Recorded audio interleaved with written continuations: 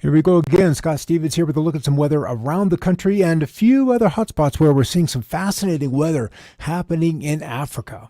Through the course of this entire summertime season, this monsoon season, rainfalls have been abundant and in some places have exceeded all records, much like what's happened in China, where we've seen, the flooding is epic. Almost everyone on the planet is aware of the situation they found themselves in, but it seems to be by fire or by ice. Either way, crazy things are happening. So let's start over here. Somewhat closer to home, stateside, we are contending with the ninth landfalling tropical storm. Depression, storm, hurricane number 9 is ashore. Hey, Vicky, with this one with the very unglamorous name of Beta. And there we are. It's not really a big wind event, but it is just a rain event with a lot of the mid and upper level moisture now gone. It's just this constant rain event that's happening. And 6, 7, 9, 10, 11, 12 inches worth of rain has fallen. And so social media is beginning to get, no pun intended, flooded with these kind of videos from folks that have, with their own wisdom, built up off, but in some cases, the stilts are just not quite high enough to get up and above. So above the rising water. It's nothing like Dorian or the Bahamas. Nothing like that. Nothing like any of the other storms, really, even this season. Wind-wise, it's the weakest one. But nevertheless, when you have rainfall that is coming at a rate beyond which the drainage system can handle, as is so very clearly evident here in and around Houston. And man, Houston has been hit with so many rainers that they would probably have to dig up the entire infrastructure, re-deal with the draining and so forth to be able to handle these kinds of rains. But this is where they find themselves on this Tuesday afternoon. And what we talked about the other day was this incredibly cool fall cool front that has connected Teddy, which is making its way to the Canadian Maritimes, and at the other end has linked up with Tropical Storm Beta. So we've got these big storms churning. Can you really go backwards? Can one go this way and then the other go this way? Or are we not capable of? Anyway, that was a kid thing. Connected by this cool front and the cool, dry air anchored now across the Carolinas and continuing to press on southward. So dry air is pushing across Florida and then in training inside of Beta. So that's one of the reasons why it is shut down. Otherwise, and also that it's essentially onshore. The good news is we didn't see the rapid intensification, as has been the case with so many of these other tropical events, that when they approach land, it's like, all right, we got to get going, and they just blow up from category nothing to a category 4 inside of 48 hours, and that just did not happen with Beta, and we're grateful for that. All right, as far as the storm frequency is concerned, we talk about September 10th being the peak of activity for the Atlantic and how it begins to taper off. We see a little bit of a bump around the second week of October, but otherwise the trend is downhill from here. And that's the good news, is that we can end this season. There are always a few that like to show up a little bit later. And 2005, when we last exhausted the alphabet, we had events that went into and beyond the coming new year. That what we thought was just incredible. And then we had this amazingly long drought where we didn't have any landfalling, at least in the States, large tropical storms. So it looked like it was just going to get worse and worse and worse, and then nothing for almost a decade. Trends are difficult to and whether the trend is usually your friend, but in this particular case, that trend did not follow through. Daniel Swain with a shot of this morning's smoky skies across the Golden State and into the Great Basin across the Silver State of Nevada. That hasn't necessarily changed a whole lot.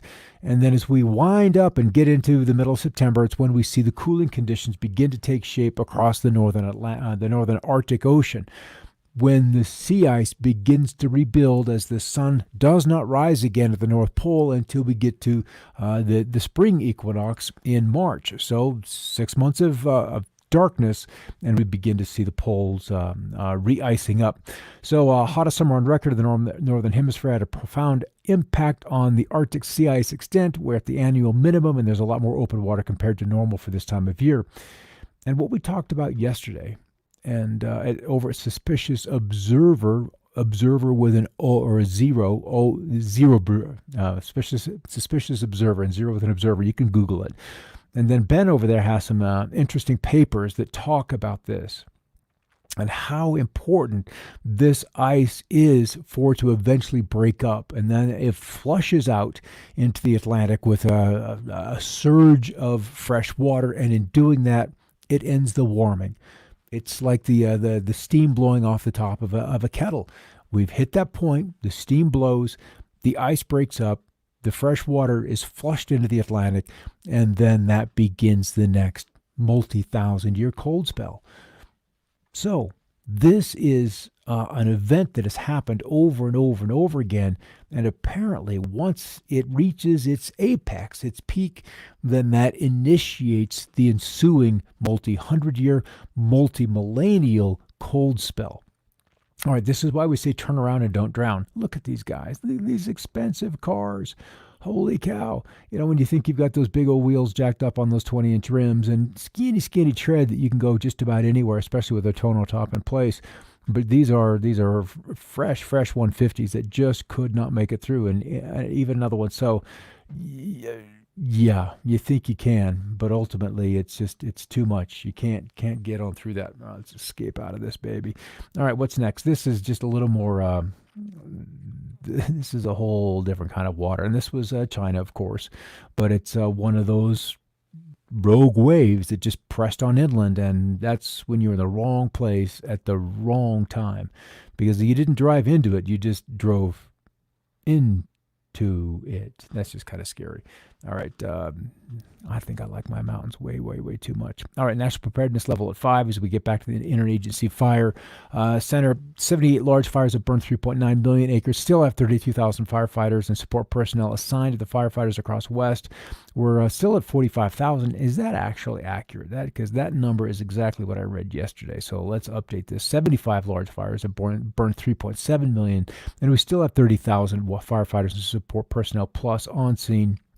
Just one new one contained, and then our total burned acres is just over 7 million. So that's kind of the update.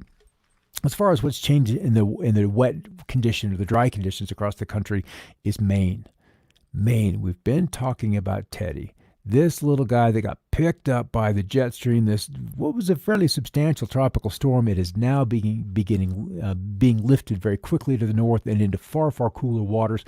So it will go what is termed extra tropical here very shortly, and it is just finally bringing some rain into eastern Maine, so assisting these folks with what has been an exceedingly dry summer up until this point.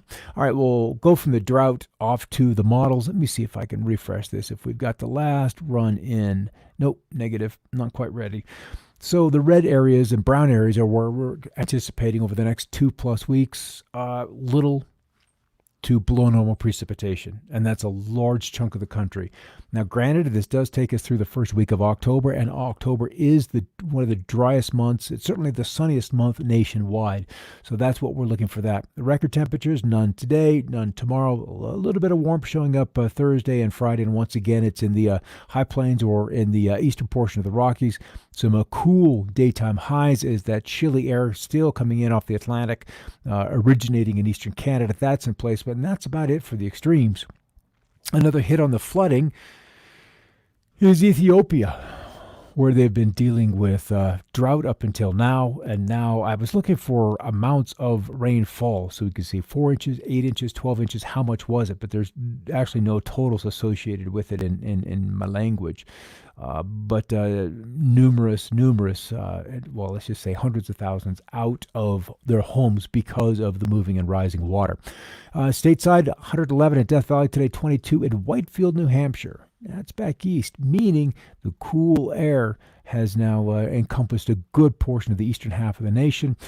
Paulette, back to the letter P. It disappeared for a while, but still that swirl managed to gain an identity, and it is now the responsibility of the Europeans to issue outlooks on that. Teddy will make landfall tonight in Nova Scotia, and then just be completely entrained into the jet stream, and Beta's got a little bit while to go because it's just moving so slowly, just northeast at about 5 miles an hour, which takes it right along the coast. And as we look at the water vapor imagery, the water that's available up high. There's not much left. The beta has almost been completely stripped away as that moisture is off to the east. And then here's another area of curiosity, Paulette right in through here. And then they've also kind of denoting or looking for a weak area here that is not likely to see much development, but a lot of dry air. That's the oranges and yellows in place across the Atlantic. You can see the swirl made landfall just ashore from Victoria, Texas, and now beginning to progress up the coast just ever so slightly, but it really has kind of got this pre-presentation. And you can see Teddy there with the big loop connecting back down to Beta. Between the two, gorgeous fall weather as the colors in full swing in the Arrowhead of Minnesota, now beginning to spread into New England. And the next 2 weeks is really when the color explodes in those deciduous forests. And here's the fires. We'll pop out west here and have a look at those. Some of the clouds off the Sierra, but we've got the fires. The plumes really become a little more apparent all the way up into the northern part of California, through the central southern Sierra, and even just east of LA. Fires ongoing. And then what is a little bit of a surprise was all of the thunder showers that have popped in the Rockies. So a little plume of moisture in place, and even with the September sunshine, we've been able to realize a smattering of showers. Nothing too terribly great until you get east of the Springs, Colorado Springs, and also into the Denver area. Look at these moisture totals as we get into Houston. I'll recycle these so I can kind of zoom on in and get a little more granularization. Pearland 4, 5 inches, 5 inches, 8 inches, 8 inches, 7.25. So there was some pretty fat totals as we got into Houston proper, and it's kind of no wonder considering the surface area which is covered by pavement, and nothing permeates the pavement, so that water has nowhere to go but down. Wherever gravity takes it, it just goes down. So from Sugarland at 2 to 3 inches, and then it really got you draw that contour of the greater totals as we got into western Houston. So 6, 7, 8 inches, very, very common. 6 inches, there's a 9.95, close to an 8.7, 7.86, 8.3. So yeah, the Texas Medical Center soaked last night. And it'll take a day or two for it to completely run off. Hot temperatures, yeah, South Dakota, why not? Western Nebraska, why not? We had some cold, cool readings 2 weeks ago, and now we're going to finish these crops. If they didn't get frosted back, and even if they did a little bit, we're throwing some heat at them now so we can bring this season to a resolution. That's probably the upside of this. And then this high pressure sitting across Virginia and the Carolinas, and the higher dew points now confined to areas in and around Beta, and then beginning on the heels of some east and southeast winds moving up northward through Oklahoma to southern Kansas. Maybe even trying to get a little farther west. It would be nice if it could feed into this rain here in eastern Colorado, just because the drought has been so extensive there. But it looks like I would anticipate that these two events will remain separate. Good evening, Jane, Vicky, Karen. Happy first day of fall. We're there, aren't we? Sun is now below the equator, so the northern hemisphere, with less daylight than nighttime hours, and we're losing that daylight as quickly as we ever will at this time of year. Here where we are in southern Colorado, it's at least 3 minutes a day. It's like 3.25 minutes a day as the sun races south. And then here are those Colorado storms through El Paso County, Colorado Springs, and then into Pueblo and so forth. Not much hanging out in San Luis Valley. It looked like it was going to pop and we could get a shower, but they're just, well, I know what's happening, but there are some things we cannot talk about on the air, otherwise you'll lose your job. So those showers are just falling apart. I'm looking out at the cloud, the sun shining through what should be a rain shower, but it's just not happening. So as we try to get some storms into the western states, it would sure be nice if we could get something in here.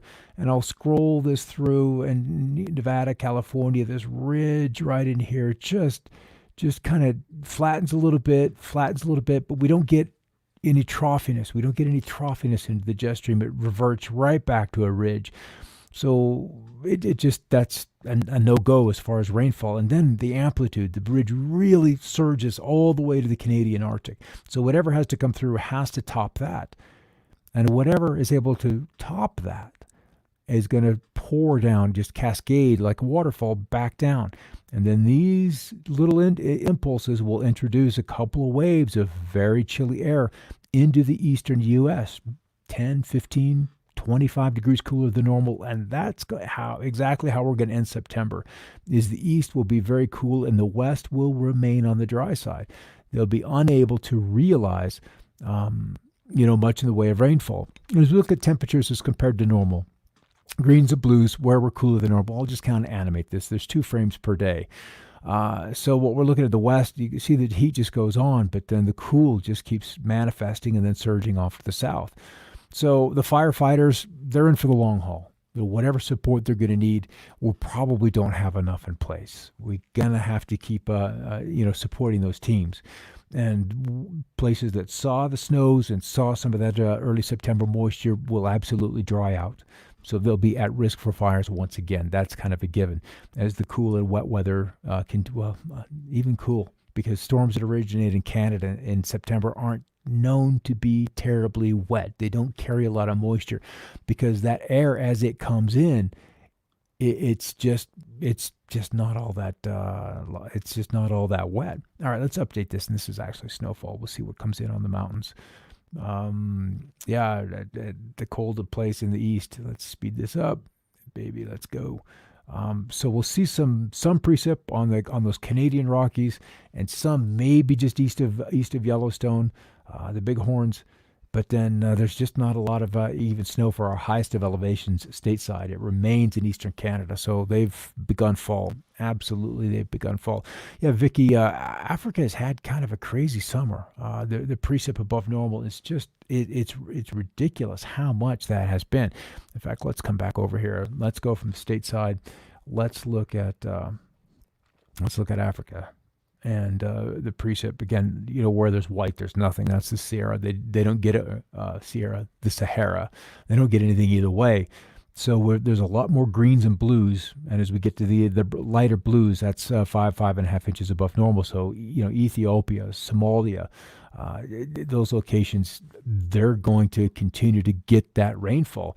And it's interesting, as we get right to the coastal areas of Africa, it tapers completely off. So it's almost as if the rainfall is extracted. And then as the event that is bringing the rainfall goes out to sea, it's exhausted. So whatever's happening, it's leaving its deposits behind. And in many ways, it's good. These have been so dry for so very long. Let's look at Australia just because we can. Oh, that's kind of nice. It's not often I see that much above normal precip for Australia.